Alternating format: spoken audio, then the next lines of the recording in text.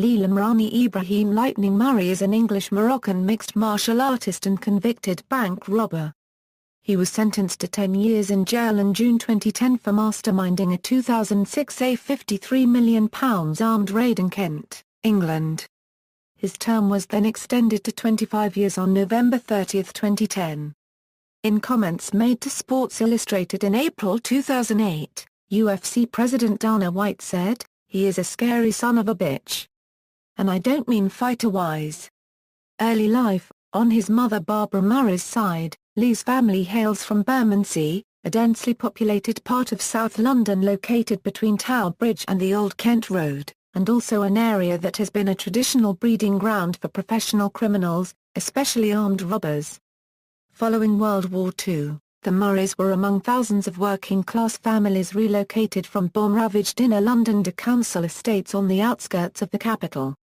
The particular location of the Murray residence was 6 Godstow Road in Abbey Wood, located between Shooters Hill, so named because it was once a notorious area for highway robbery, and the River Thames, in the southeast corner of Greater London.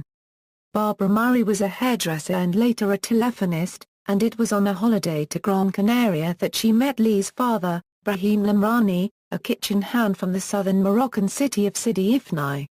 The couple's first child, Lee, would be born in St Nicholas Hospital, Plumstead, on November 12, 1977, and was initially raised by his mother while Brahim continued to live and work in the Canary Islands. Eventually he came to England and married Barbara in 1984, and the following year she gave birth to Lee's only sibling, a daughter named Ruqayya. By then the family were living a few miles from Abbeywood at 11 Butmarsh Close, Plumstead, and Murray attended Foxfield Primary School, where he would meet his eventual wife, Siobhan Rawlings, who was 3 years his junior. Murray's closest associates at this point were a group of other males from Butmarsh and the surrounding estates who called themselves the Butmarsh Boys. Described as happy kids, who used to play like normal kids on the estate, the boys fought to establish a pecking order among the group and believed they had a duty to look after Butmarsh, sometimes engaging in fights with boys from neighbouring estates. A skinny youngster, Murray's preferred method of attack was running into battle windmilling his arms around his head with a manic expression on his face, a maneuver that combined with his protruding ears earned him the nickname of Alien, which he hated. Murray had a difficult relationship with his father, who was often drunk and described as a frightening, violent man, who was volatile and domineering. Largely absent from the first 7 years of Lee's life, Brahim demanded respect and obedience from his son, at one point garnering a warning from police for mistreatment. Eventually, Lee began to fight back against his father, with Lee's former next-door neighbor describing an incident where Brahim actually went and hit Lee and Lee snapped, just turned round and knocked his dad clean out. "Once he realized he could take down a big man like that, I think that's what changed Lee into the man he is now, a thug." The relationship between father and son eventually grew so tempestuous that Brahim felt staying at home would result in either he or Lee killing the other, so he moved out. Barbara Murray was then left to raise Lee and Ruqayya largely on her own, and moved back to the Abbeywood estate by getting a council house on Groverbury Road around the corner from her parents. At this time Lee began attending Eaglesfield Boys' School, which is where he would meet his eventual best friend and partner in crime, Paul Allen. Murray, who does enjoy reading and puzzles, was a subpar student, and what little talent he did exhibit was in football, although he failed to make the school team. Murray's teachers found him to be unmanageable, resulting in his expulsion and eventual enrollment at Woolwich Polytechnic School to complete the statutory years of his education. By then Murray was living life on the streets, with stealing and drug dealing a part of everyday activity. He and the Butmarsh Boys were allegedly in daily contact with Nigerian drug dealers who operated at Plumstead train station, and an eventual turf war broke out that saw Murray and his friends emerge victorious, leading to their inheritance of the local drug trade. Murray would eventually be convicted of possession of cocaine and marijuana, in addition to being named in the Old Bailey as a notorious London drug dealer who employed Paul Allen as his right-hand man in addition to a network of drug runners. One of Murray's best friends from this time was a local ruffian and future mixed martial artist named Mark the Beast Epstein, who claimed that he and Lee sold crack cocaine and that Murray made a lot of money from that. Murray also proved himself adept at the more violent side of selling drugs, typically in order to control territory and make sure customers pay. Murray himself claimed that some people would probably say I was a bully, but a bully to me is someone that goes for easy targets and people who can't fight back. Me, I went for all targets. Murray was known for punching people almost at random in the street, as well as habitually harassing a man who ran a local corner shop. Murray was soon sent to the Feltham Young Offenders Institution, the first of several custodial sentences for relatively minor offences such as assault and thievery. He also served time as a juvenile in Dover and Norwich as well. Upon emerging from Feltham, Murray began attending the gym, lifting weights and drinking weight gainer shakes in order to add bulk to his lanky, 6'3" frame. Joining him at the gym was Paul Allen, who by then was known as the Enforcer, presumably because he assisted in enforcing Murray's control over drug dealing in their small swathe of southeast London. Murray and Allen were soon using steroids and spending the money they earned from selling drugs on cars, typically of the big, flashy variety. The police stopped Murray regularly, and because they suspected he was a drug dealer attempted to place an informer in his group but failed to acquire sufficient evidence to prosecute. Murray was contemptuous of the police, often mocking and intimidating them on the streets, sometimes even following police officers around in his car. Some officers at Plumstead Police Station were afraid of Murray, and there was even a rumour within the station that certain policemen preferred not to confront him, with one stating that he's a very dangerous man. Murray's girlfriend Siobhan gave birth to his first child, a daughter named Lily Jane on December 24, 1998. Just weeks later Murray was caught up in a turf war with rival drug dealers that led to the arrest of Epstein and more than a dozen others, many ultimately ending up in prison. Murray, however, got clean away, with Epstein saying that he was the only one that slipped through the net. I mean, lucky boy. But he's always been lucky. I went to prison for 3 years. Murray would marry Siobhan on November 24, 2000, listing himself on their wedding certificate as a professional fighter. Murray would then divorce Siobhan in 2008 while incarcerated in a Moroccan jail. Mixed martial arts career. Shortly after dodging arrest Murray was introduced to mixed martial arts, and he competed in his first fight on December 5, 1999 at an event called Millennium Brawl that was held at Hemel Hempstead Pavilion. His opponent was Rob Hudson, and Murray knocked him out in the first round, prompting event promoter Andy Jardine to say, "He was so quick they called him Lightning Lee Murray." Murray's successful debut led him to begin training seriously. He jogged around the Abbeywood estate and attended 2 gyms, London Shoot Fighters in White City for wrestling, and Peacock's Gym in Canning Town for boxing. Martin Bowers, who ran Peacock's with his brothers Tony and Paul, described Murray as a very nice boy, who conducted himself well. Bowers said that Murray reminded him of many other young men who he'd seen in his gym over the years, men who'd come from troubled backgrounds but whose lives were given structure by sport. Notably, at the same time that Murray was training at Peacock's gym, the Bowers brothers were planning a series of robberies, the biggest being a brazen raid on a high-security warehouse at Gatwick Airport. Their scheme involved disguising themselves as security officers, utilizing a phony Brinks-Mat van to get into the depot, and then stealing £1 million in foreign currency. After Scotland Yard found out about the planned heist, all 3 brothers were arrested and jailed. It has been speculated that while Murray had no prior knowledge about the caper, the schematics that we later revealed publicly may have given him some of the ideas that were used in the not dissimilar Securitas depot robbery. Murray had 4 professional fights in 2000. The first was a March 12 encounter with Mike Tomlinson under the banner of Ring of Truth. Murray won the fight via a Kimura submission in the first round, but it was in February 2004 that he would expand on some of the events surrounding the fight.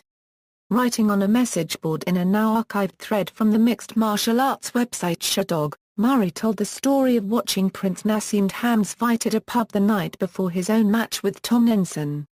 When a patron stood in front of Murray and then accused him of stealing his seat after being asked to move, Murray allegedly knocked the man and his friend who attempted to aid him unconscious, followed by utilizing knee strikes to knock out a bartender who rushed to break up the fight.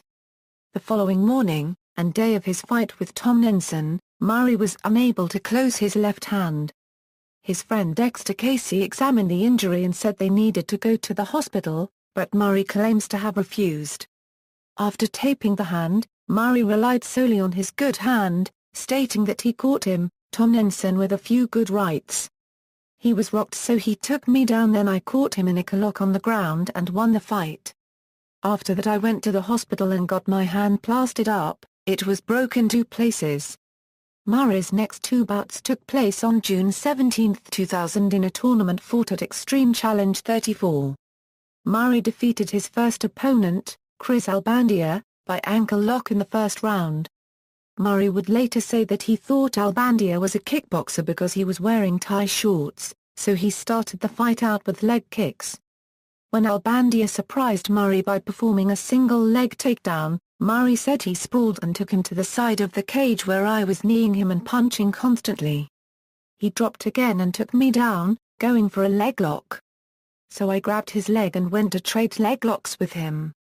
I cranked an Achilles lock on and I think it must have snapped because there was a real loud crack. Even Pat heard it in my corner, and when Chris got up he couldn't put weight on it. So I won that one. The victory advanced Murray to the second round of the tournament, but he would lose by armor to Canadian submission specialist Joe Duquesne in the opening round.